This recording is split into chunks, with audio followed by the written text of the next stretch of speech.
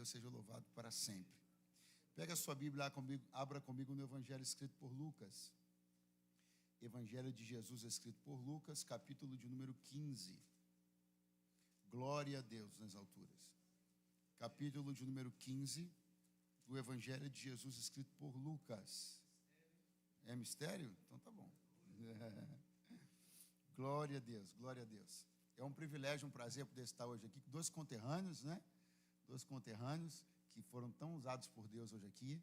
E eu estou muito feliz de ter podido ser tão abençoado pela vida deles. Foi um prazer estar com vocês hoje aqui. Eu não conhecia ainda o Geiser pessoalmente, foi um prazer conhecê-lo. Espero que a gente se encontre aí muitas outras vezes, né? O Anderson, um prazer revê-lo e perceber como Deus continua sendo bom na vida desses servos do Senhor. Capítulo 15 do Evangelho segundo Lucas, versículo de número 11. Glória a Deus. Está escrito: e disse: um certo homem tinha 2 filhos. O mais moço deles disse ao pai: Pai, dá-me a parte da fazenda que me pertence. E ele repartiu por eles a fazenda. E poucos dias depois, o filho mais novo, ajuntando tudo, partiu para uma terra longínqua e ali desperdiçou a sua fazenda, vivendo dissolutamente. E havendo ele gastado tudo, houve naquela terra uma grande fome e começou a padecer necessidades. E chegou-se a um dos cidadãos daquela terra, o qual o mandou para os seus campos a apacentar porcos, e desejava encher o seu estômago com as bolotas que os porcos comiam, e ninguém lhe dava nada. E caindo em si, disse: quantos trabalhadores de meu pai têm abundância de pão, e eu aqui pereço de fome? Levantar-me-ei e irei ter com meu pai, e dir-lhe-ei: Pai, pequei contra o céu e perante ti. Já não sou digno de ser chamado teu filho. Faze-me como um dos teus trabalhadores. Quantos podem dizer amém? Quantos podem dizer graças a Deus? Deixa eu pedir para abrir um pouquinho o monitor para mim mais aqui. Glória a Deus. Eu estava procurando, falei: meu Deus, ele está aqui, olha que maravilha.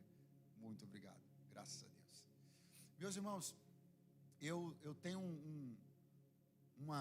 um sentimento assim particular de responsabilidade e de zelo quando eu estou pregando nos domingos. Eu preciso confessar isso aqui. Não que os outros dias não sejam dias importantes, ou que um pregador precise e deva ter zelo, responsabilidade, reverência e tudo mais.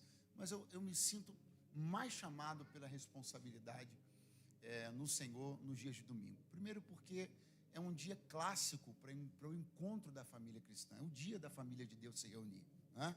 Segundo, porque eu sei que muitas pessoas terão no domingo sua única oportunidade de estarem no templo. E aí, quando a gente soma tudo isso a um aniversário de uma igreja, eu me sinto assim muito inclinado pelo Senhor a ser responsável e ministrar a vocês uma palavra que fortaleça a sua vida, que edifique o seu coração. E muitas vezes, onde eu me sinto nesse tipo de ambiente que eu estou aqui, muitas vezes o Senhor já me levou a essa palavra. E hoje não foi diferente disso. Eu queria que você pudesse sair daqui hoje com seus laços, com esse lugar, com essa casa, com essa família, fortalecidos. Porque uma coisa que você já sabe é que o seu adversário tem tentado de todo jeito tirar teu pé da casa de Deus. Mas ele não vai conseguir. Porque você é um filho dessa casa. Quem diz amém? Quem diz graças a Deus? Bata no peito e diga: eu sou filho. Não, isso é coisa para dizer com mais orgulho. Diga: eu sou filho. Pois bem, o assunto que Jesus está tratando aqui no capítulo 15 é tão importante que Jesus contou 3 parábolas. É verdade que no texto original bíblico, essas parábolas estão todas reunidas num texto só. Na nossa Bíblia elas aparecem organizadas separadamente. Mas o que isso prova é que esse assunto era um assunto importante para Jesus, muito importante. Tanto que Jesus dedicou um pouquinho mais de tempo, e por que não dizer também um pouquinho, os evangelistas também dedicaram um pouquinho mais de pena, né, para registrar exatamente estas 3 parábolas. Eu estou falando da parábola da dracma perdida, da ovelha perdida e do filho pródigo. As três parábolas, elas têm uma estrutura muito parecida. Nas três, acontece basicamente a seguinte movimentação: uma coisa se perde, alguém empreende um esforço para buscar isso, encontra, e depois sempre termina com uma festa. As três são assim. Na primeira parábola, a da dracma perdida, Jesus ele se comunica com muito mais facilidade em alinhamento com as mulheres. As mulheres entendem muito bem o ambiente que Jesus propõe quando conta a parábola da dracma perdida. Inclusive, ela é protagonizada por uma mulher. É uma mulher quem perde a sua dracma. É ela quem movimenta os móveis, que varre a casa e que por fim encontra. E tendo encontrado, ela dá uma festa. Aí Jesus conta uma outra parábola. E ele agora abre um leque e se comunica com os homens em particular, até eu diria. Os dos negócios das ovelhas, os que conheciam um mínimo sobre campo. Todo mundo podia entender o que Jesus estava falando. A ovelha se perde, o pastor sai, deixa as demais no aprisco, encontra a ovelha perdida, põe-na nos ombros, retorna ao redil e festeja aquele momento. E aí Jesus conta a terceira parábola. Ela é maior, ela é literariamente maior. É só você comparar, ela é bem maior. Dá para entender, porque diferentemente de um objeto tratado na parábola da dracma, de um bicho tratado na parábola da ovelha, agora nós estamos falando de uma família. Então há nuances mais emocionais, mais espirituais, mais psicológicas, envolvendo essa história. Então Jesus dedica mais tempo. E agora não tem quem não diga que entenda, porque a parábola é do filho pródigo.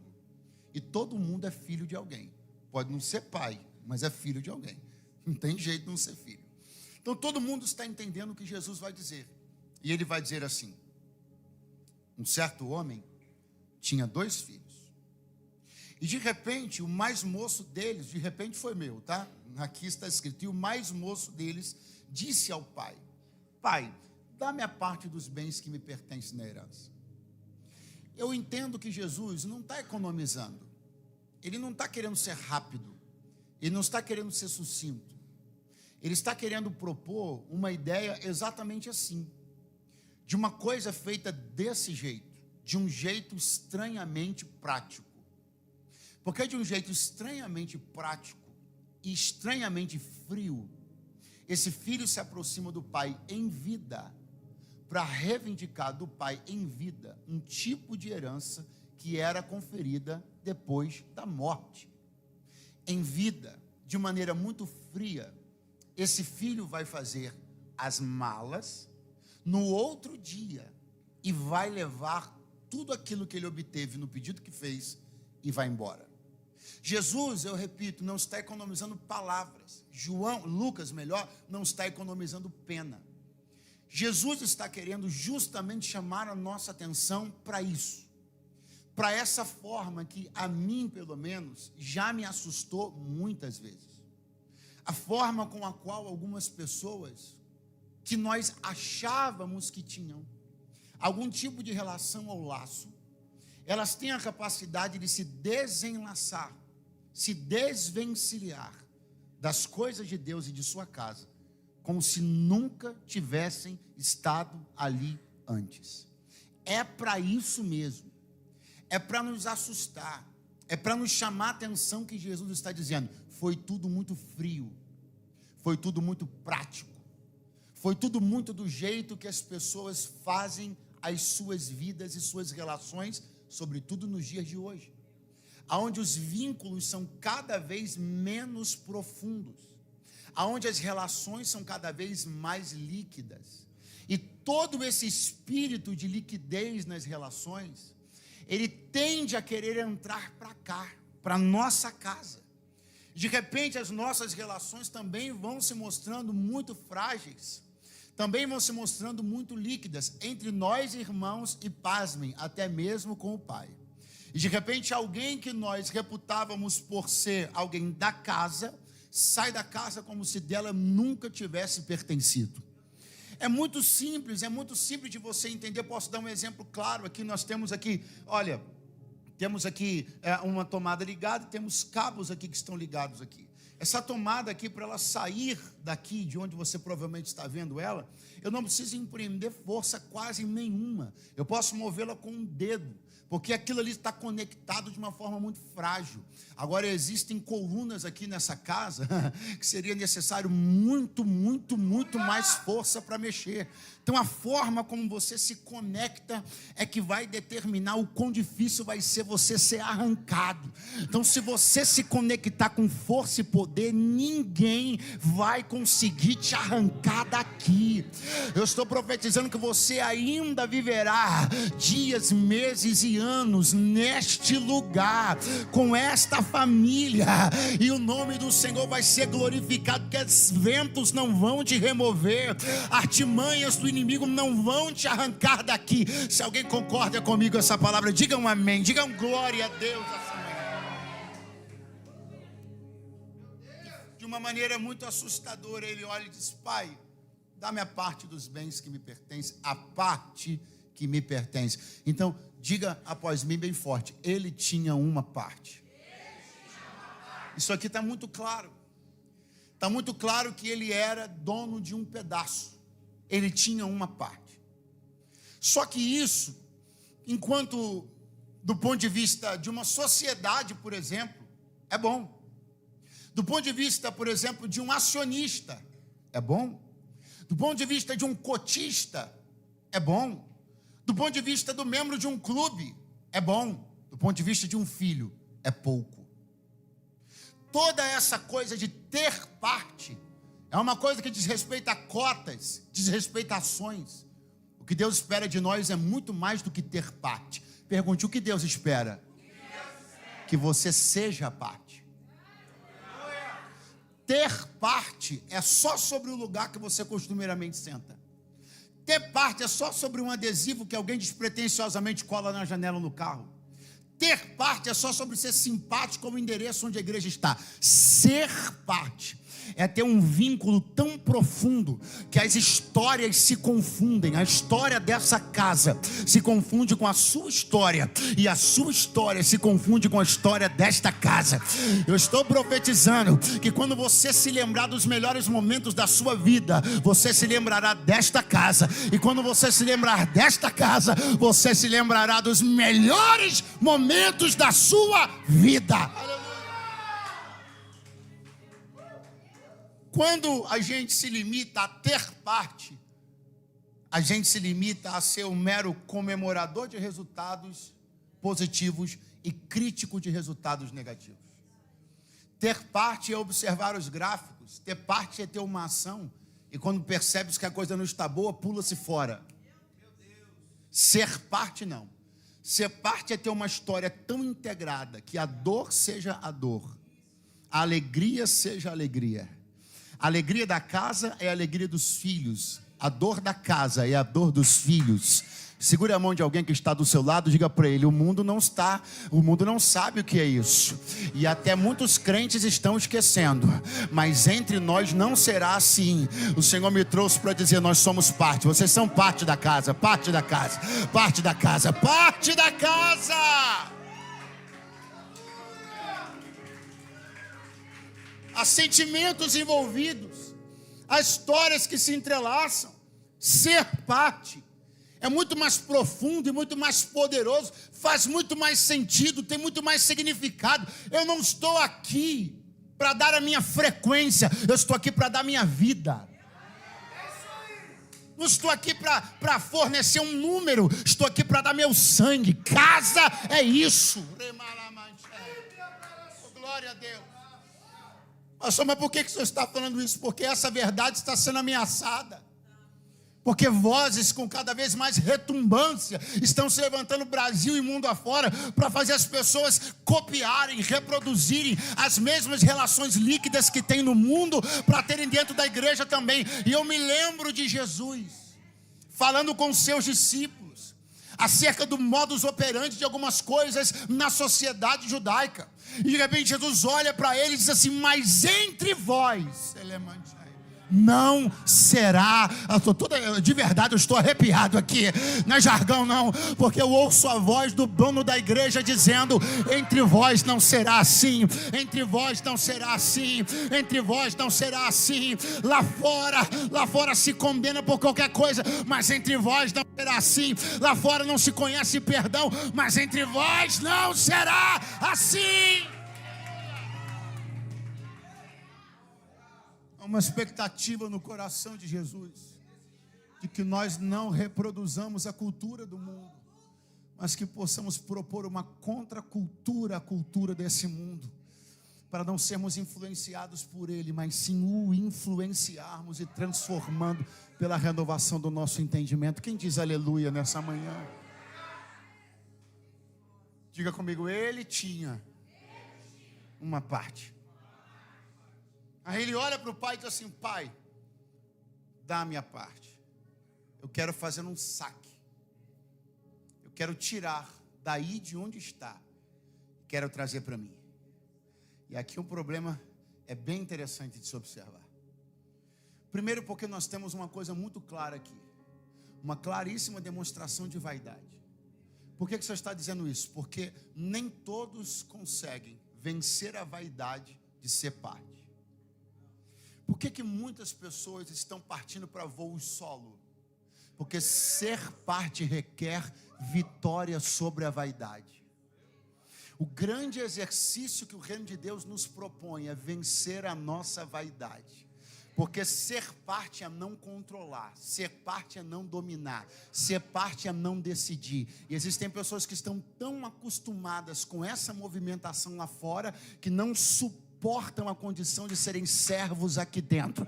É por isso que essa aqui é uma escola que massacra a vaidade do homem, e glória a Deus por isso, porque no dia que isso mudar, nós seremos qualquer coisa menos igreja, porque a igreja não está para outra coisa senão copiar a vaidade do homem. Aqui dentro a sua vaidade vai apanhar até ficar no chão e não conseguir se levantar mais. Existem coisas do tipo, uma visão. Uma visão, ok. Existem coisas do tipo, Deus falou comigo. Ok, eu acredito nas duas coisas, tanto em visão como em que Deus fale. Só que tem uma outra coisa aqui, perpendicular. Quando a gente consegue, com um cadinho de experiência, né? Um cadinho de perspicácia, olhar e dizer: isso não é visão, isso não foi Deus que falou nada nem com ele nem com ela. Isso aí é só não ter coragem de ser parte de nada.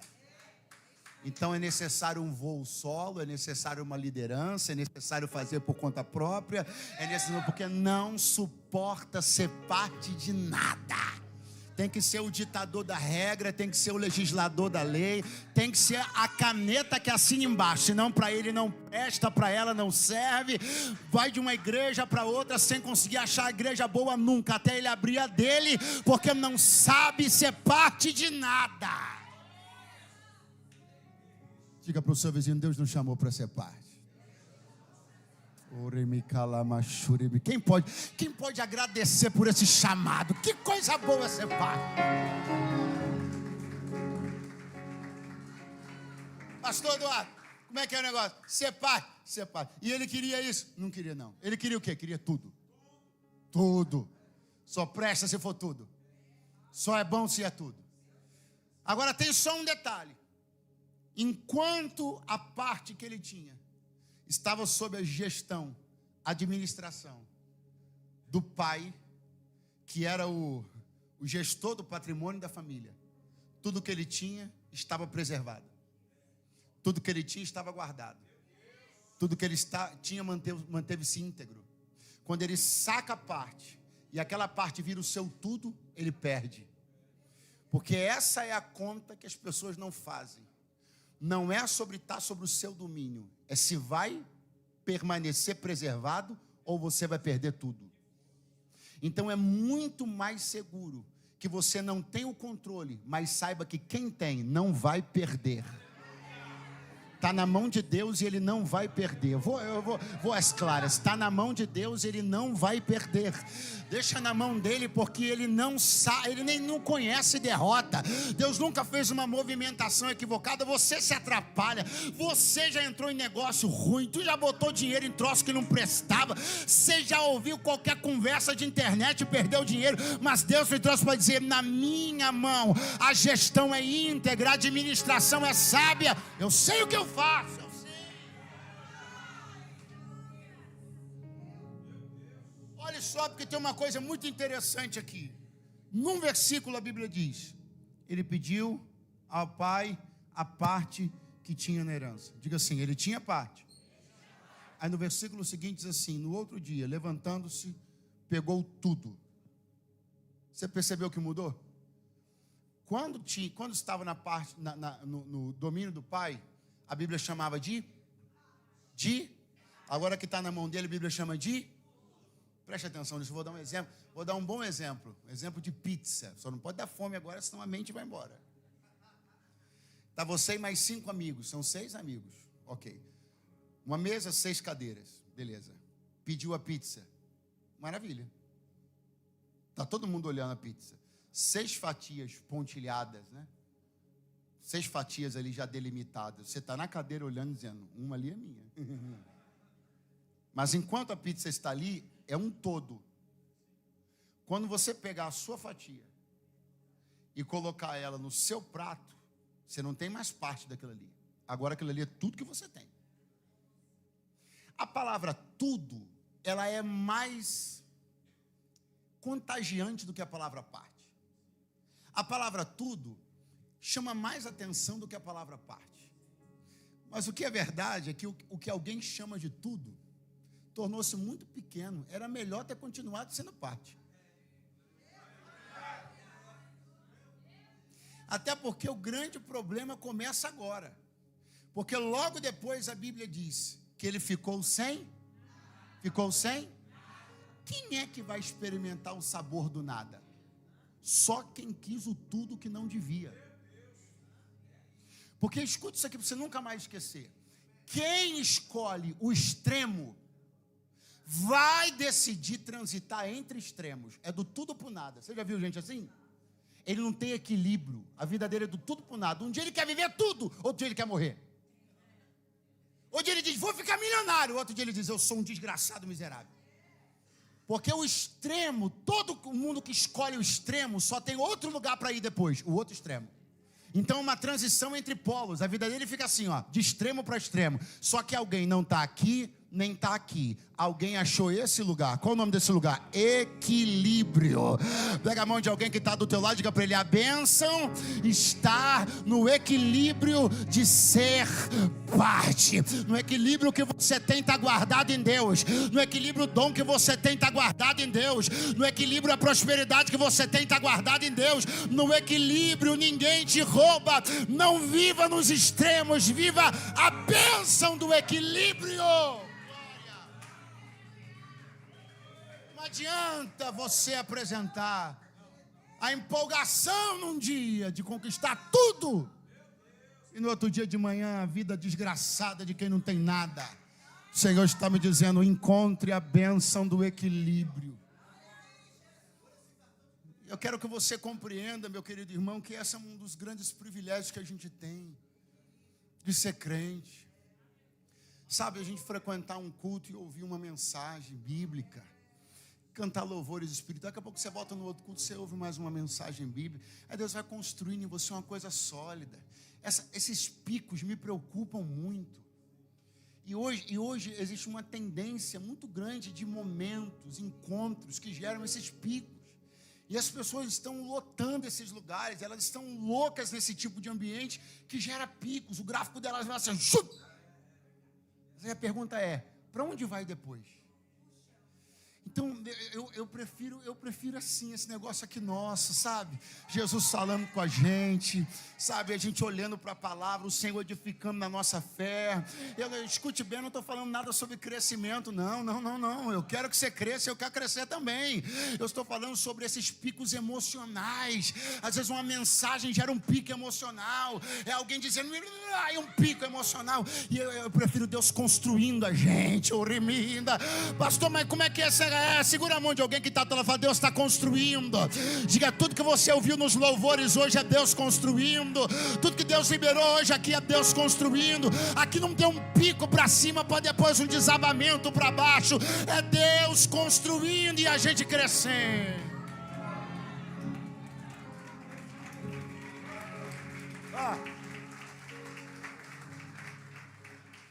A Bíblia diz assim, a vereda do justo é como a luz da aurora.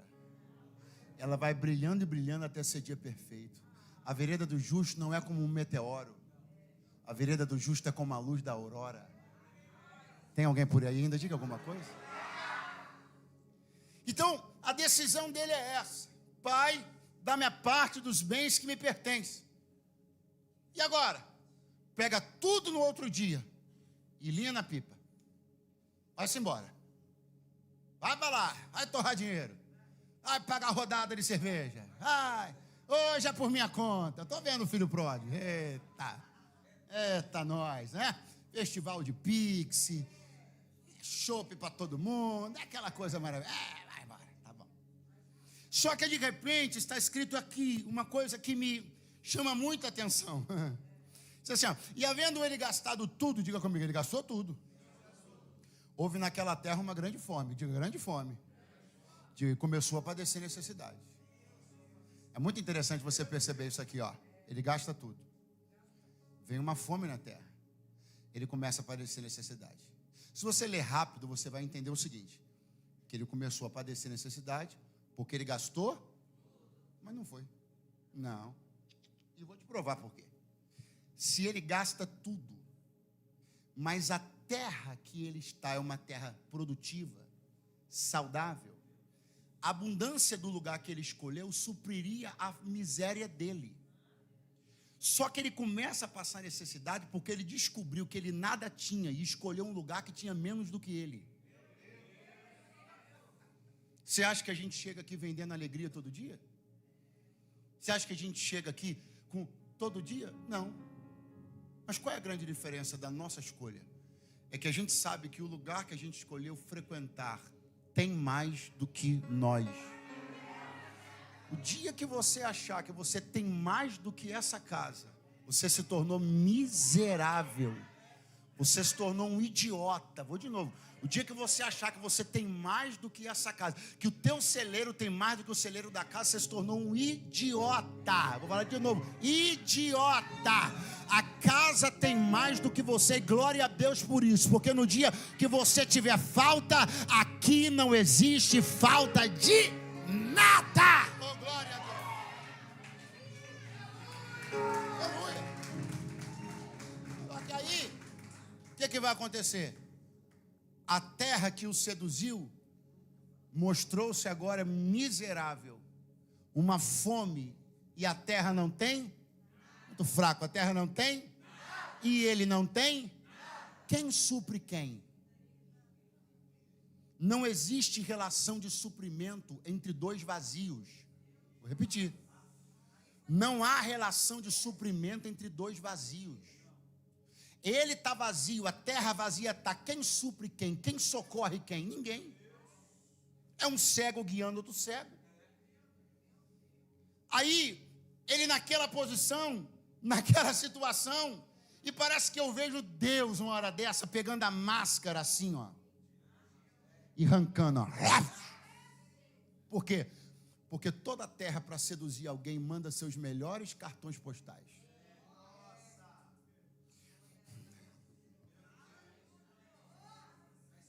Toda a terra, para conquistar alguém, manda seus cartões postais mais bonitos. Eu sei do que eu estou falando. Eu moro numa cidade turística.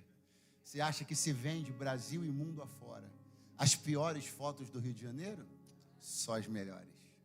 Porque toda a terra para te seduzir, oculta seu lado obscuro e só mostra a face que lhe convém.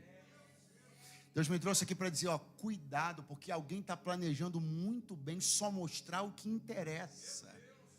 Para que você pense que tudo se resume àquilo, aquele brilho, aquele filtro, aquela luz, né? Aquela prosperidade, aquelas localizações ativadas no restaurante de São Paulo, glória. Mas o Senhor, Deus me trouxe para te dizer, tem um outro lado que você não viu, mas eu já vi. E eu vou colocar a mão na máscara dessa pessoa, na máscara desse lugar, e vou arrancar para te mostrar a face oculta da dor, da fome, da desgraça, do divórcio, da miséria, da frieza, porque tu não vai arredar o teu pé daqui, tu és filho da casa. Segura a mão de alguém que está do teu lado agora, dá uma chacoalhada boa nele e diga assim, você está meio iludido, hein? Você anda meio iludido, hein? Alguns cartões postais andam te iludindo, mas Deus vai mostrar a verdade de alguns lugares e de algumas pessoas.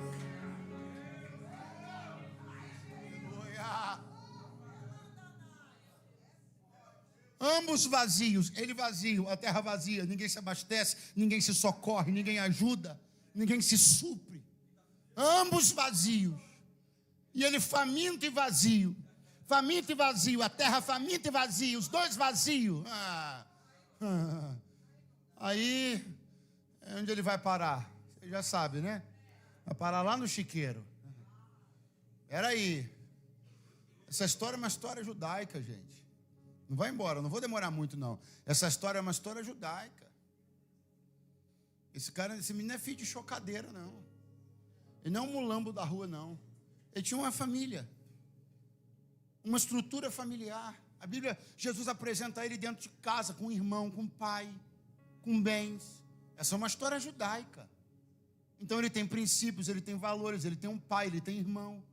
Como é que uma pessoa dessa vai parar no chiqueiro? Não tem sentido. Parece uma queda muito brusca. Parece descer a ladeira de um jeito muito terrível. É claro que isso não tem muito sentido. É claro que não. É claro que não.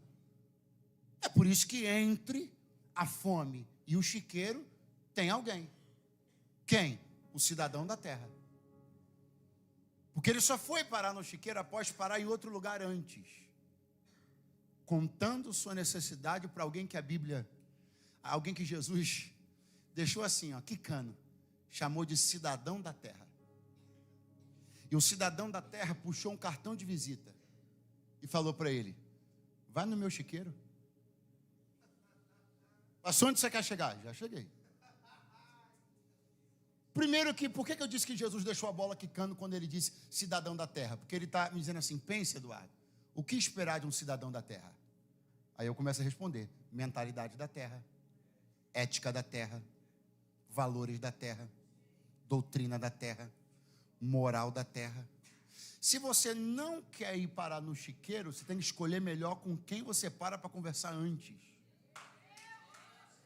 Porque é para quem você abre a tua necessidade agora que vai decidir onde você vai procurar suprir ela. Só vai parar para tentar resolver sua vida na sujeira quem contou sua falta para o dono do chiqueiro. Porque as pessoas só dão cartão de visita do lugar que elas frequentam. Então, se você contar a tua dor para um cidadão da terra, não espere outra coisa, senão conselho da terra, ética da terra, moral da terra, mente da terra. Pastor, o que faz? É simples, irmão, é só você inverter. Procura um cidadão do céu. Porque o cidadão do céu tem mente do céu, ética do céu, valor do céu. Aleluia. Pastor, peraí, isso é para melhorar. Com todo prazer, eu vim aqui para isso. A pergunta que eu tenho com todo carinho, não fica chateado não, é com muito carinho. Mas a pergunta é, você esperava o quê? Você esperava procurar um colega de trabalho promíscuo, sem vergonha, contar para ele sua crise conjugal, e esperava que ele lhe convidasse para quê? Para fazer um curso de casados para sempre? Qual cartão de visita que você acha que ele vai puxar? Da gandaia que ele vai, da farra que ele frequenta, da balada que ele frequenta. As pessoas só derramam sobre as outras aquilo do qual elas estão cheias. Se você quer conselho bom, procura crente. Se você é por isso. Eu vou parecer um velhote agora, mas vou falar, não tem problema nenhum. Vou parecer velho, É por isso que os jovens de hoje em dia não querem conversar com os irmãos mais maduros.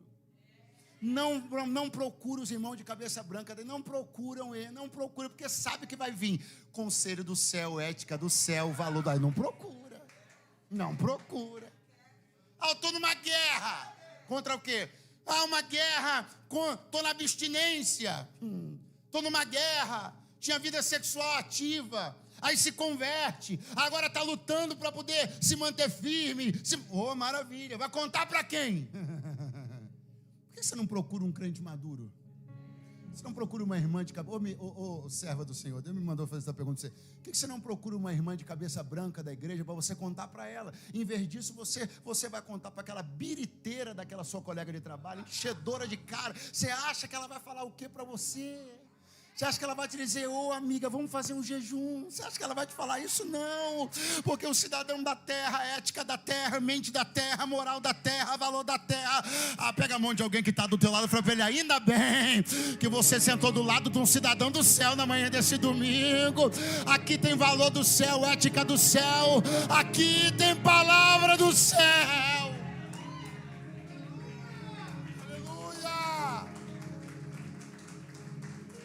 Meu irmão, isso aqui é muito simples. É só você mudar as pessoas para quem você para e conta.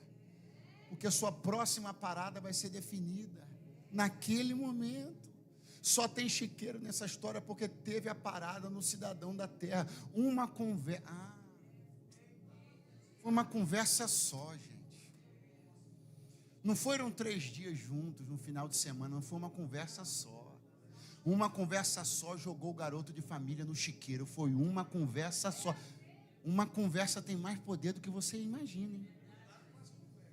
É uma conversa só. E gente que nem cogitou coisas nunca na sua vida começa a flertar com algumas ideias. É uma conversa só. Uma conversa só. E gente que nunca nem pensou em chiqueiro na vida já começa a pensar, mas talvez, né? Se tudo falhar... aponta o dedinho pro seu vizinho, porque ele está pensando que o que ele não pode passar é um final de semana com o ímpio. Não, um final de semana não pode. Não. Avisa para ele, diga assim, é uma conversa só.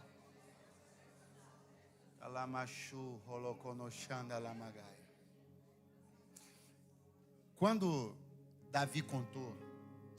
Natan contou uma parábola para Davi, para falar do pecado de Davi, como é que Natan contou a parábola? Ele falou assim, olha, tinha um camarada que ele tinha muitas propriedades, muitas posses, tinha muitas ovelhas. Aí teve uma noite que apareceu, diga para o seu vizinho assim, apareceu um viajante, pastor Alain.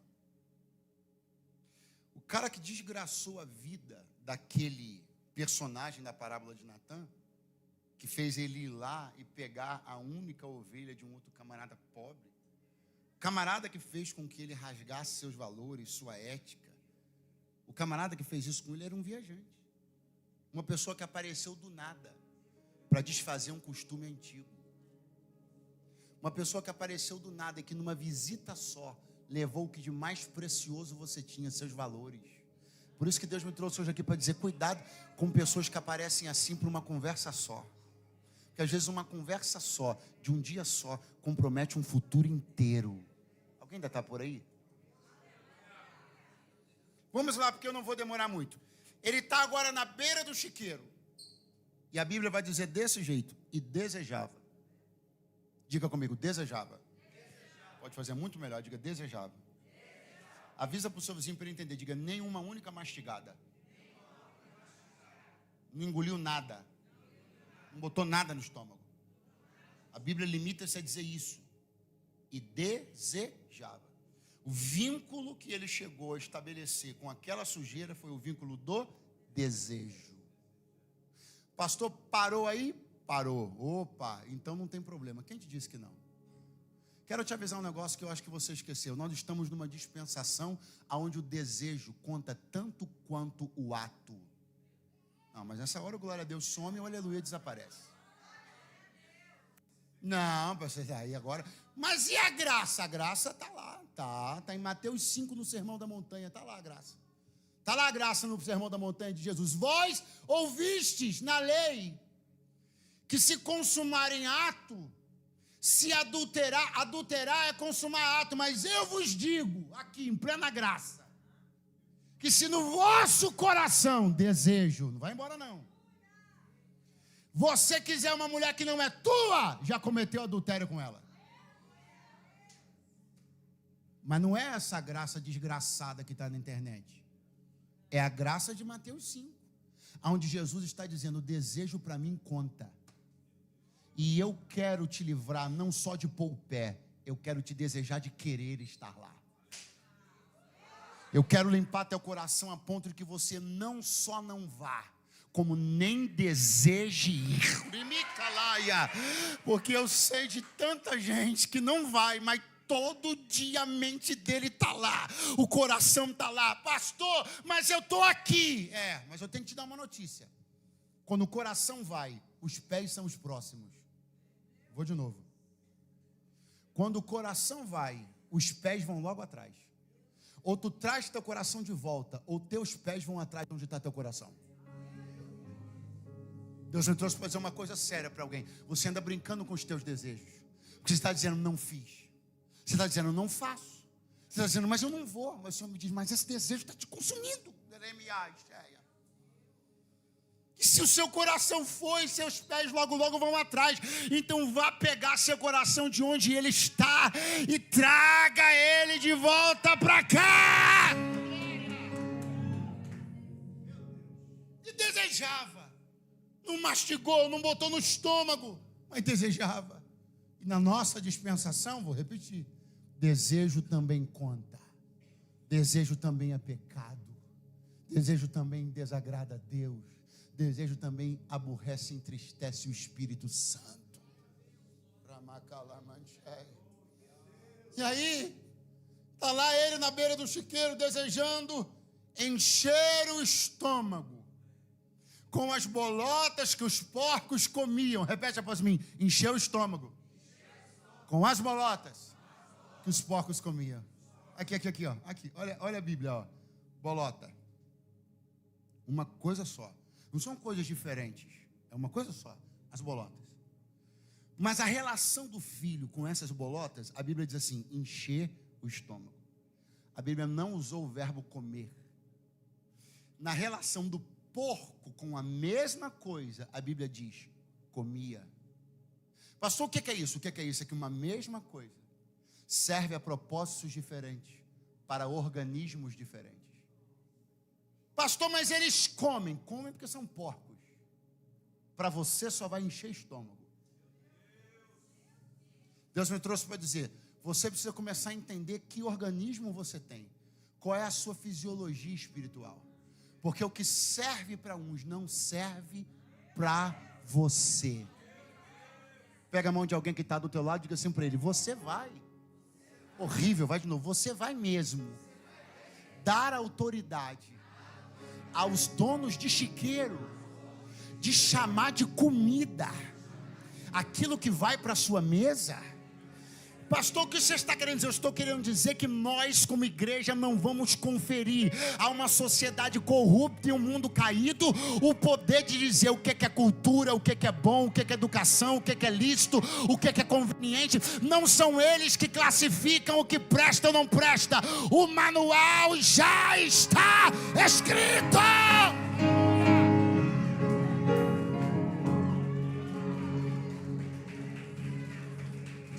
Conversa é essa, meus irmãos?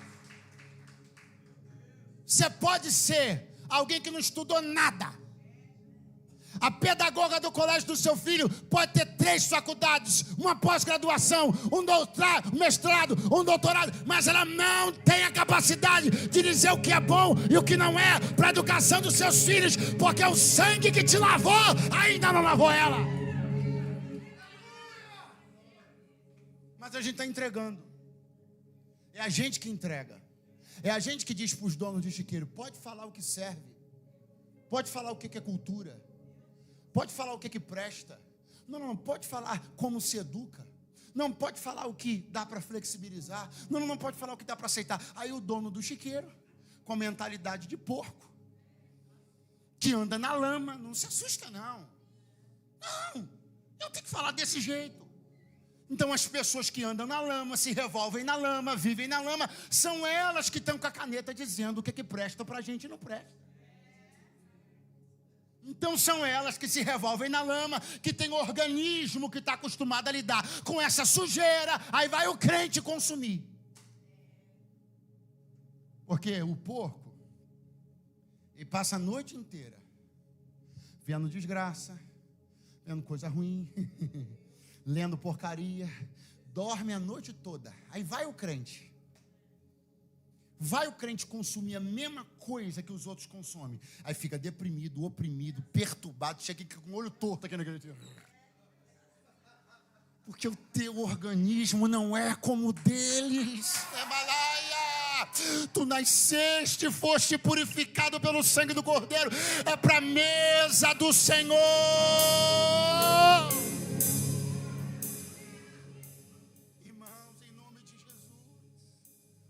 Em nome de Jesus, eu venho de Deus dizer a você essa manhã, não dê essa autoridade.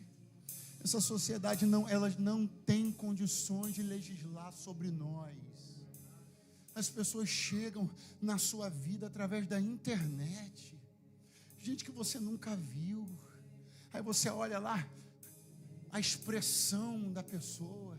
De repente aquela pessoa se torna capaz de começar a dizer o que é aceitável e o que não é aceitável. Deixa eu falar para você, nós não estamos brincando de uma coisa, nós não estamos tentando ser igreja. Isso aqui está funcionando muito bem há mais de 2000 anos. Dá licença, irmão.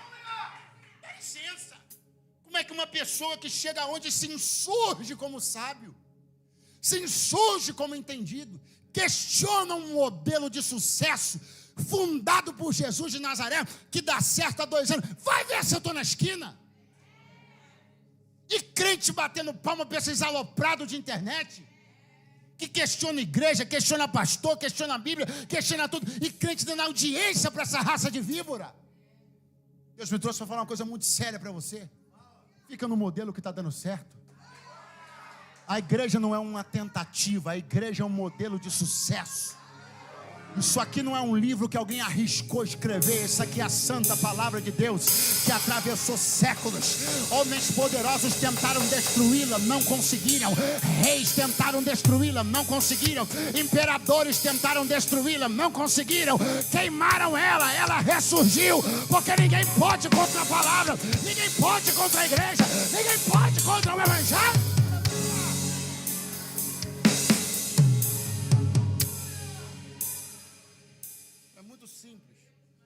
É muito simples. Não se aventure num modelo experimental. Fique no modelo que está testado e aprovado. Parou. Levantar-me-ei.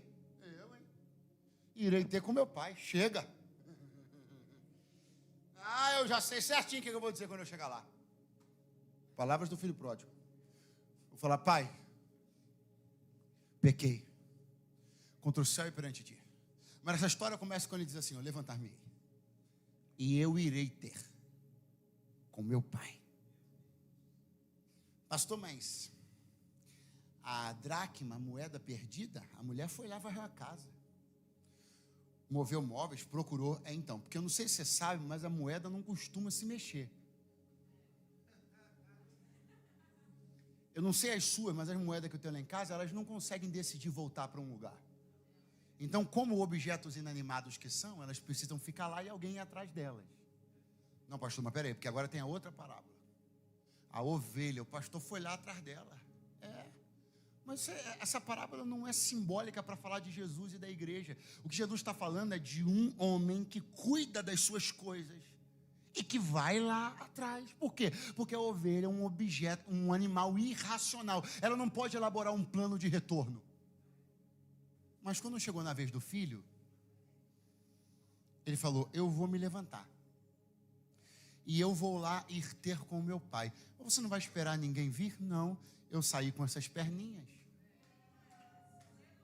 Então com essas perninhas eu vou voltar. Isso aqui que eu vou falar é muito simples, irmão. A verdade é que tem gente que está retroalimentando, né, suas mágoas, suas dores, em cima desse tipo de desculpa. Não vieram, não me procuraram, não me buscaram, mas não quiseram. Mas a perninha dele não foi. E por que a perninha não volta? Porque eu não estou vendo o pai fazendo uma cara. Eu estou vendo ele dizendo, eu vou me levantar e vou ir ter com meu pai. E quando eu chegar lá, não tem discurso de meia tigela. Quando eu chegar lá, não tem subterfúgios. Quando eu chegar lá, não tem bode expiatório. Quando eu chegar lá, não tem eu tentando justificar o que eu fiz com base, não. Quando eu chegar lá, eu vou abrir o discurso falando, pai, pequei. O verbinho desaparecido do meio dos crentes, hein? Pequei. Pastor, só devia estar feliz. Porque se a palavra pequei está desaparecida no meio dos crentes, é sinal que eles não estão pecando. Não, eu desconfio que é sinal que eles não estão confessando. A gente pega a palavra pequei, pega a palavra pecado e vai criando um monte de eufemismos, de formas mais suavizadas de lidar, porque de repente se tornou para muita gente uma palavra antipática, uma palavra que pode gerar algum tipo de revolta social ou de incompreensão, uma palavra muito pesada, mas o problema não é só o desuso da palavra, o problema é o desuso do conceito. Como a palavra está sumindo, o sentido dela está sumindo também, e a coragem das pessoas de se quebrantarem e se arrependerem está desaparecendo junto. Mas Deus está nos chamando aqui a uma coisa, a dizer assim, quando for pecado, diga pequei. Chame seu líder, diga pequei. Chame sua esposa e diga para ela pequei. Chame seu pai, diga para ele pequei. Porque nós não estamos precisando de palavras para suavizar o discurso, nós estamos precisando de coração quebrantado. Se é para falar pequei, diga pequei. Porque ele estava lá, ele conhece a história toda. Você vai criar uma versão diferente diante do teu pai, para quê? Se ele estava lá, ele viu tudo, que quem quis foi você, quem desejou foi você, você pegou o pé e saiu. Aí agora a gente volta criando uma história. Pequei, e tem mais, pai. Fala, filho, foi contra o céu. Foi, filho? Foi, mas foi perante ti também. Porque a minha ofensa agrediu o mundo de Deus e o mundo dos homens. Aí o cara tem que ser macho para falar isso. Porque tem gente que vai embora, eles são muito curiosos. Eles foram carnais a vida inteira. Aí eles vão embora. Aí quando eles voltam muito espirituais. No meu negócio é com Deus. Não, mas e as pessoas que você agrediu? E a igreja que acreditou em você, que orou por você, que te deu tanto apoio? Essas pessoas não merecem sua retratação? O filho pródigo está dizendo, eu pequei contra o céu e perante ti eu agredi o mundo de Deus e o mundo dos homens. E eu vou me restaurar no mundo de Deus e no mundo das minhas relações. Eu não sou digno de ser chamado teu filho. Faz de mim. O que você quer que eu faça? Faz de mim como um dos teus trabalhadores. Pode ser qualquer um. Que qualquer um está numa condição melhor do que eu estou. Mas eu fico preso nesse verbo e aqui eu encerro. Ele diz, faz de mim. Faz de mim. Repete comigo, faz de mim. Mais uma vez. Vamos apertar aquele botãozinho assim, aquele para trás, aquele que volta. Lembra da fita VHS? Última vez que aquele filho esteve diante do pai. Qual foi o pedido? Me dá. Qual foi o pedido? Me dá. Ele volta. Faz de mim. Porque tudo que eu ganhei não construiu em mim nada. Eu não consegui me tornar ninguém, mesmo com todo o dinheiro que eu tive. Então eu não volto para pedir mais nada, a não ser, faz de mim alguém que eu não consigo ser sozinho. Levanta a tua mão no terceiro andar, porque Deus me trouxe aqui para dizer uma coisa. Talvez você esteja se lamentando tanto pelos bens que não teve, os colégios que não estudou, as viagens que não fez, mas a verdade é que nada disso teria construído em você a identidade que só Deus pode construir. Ele pode fazer de você alguém valoroso, poderoso, intrépido, cheio Deus. Então levante do seu lugar agora, porque Ele me trouxe para dizer: eu sou o construtor de identidade.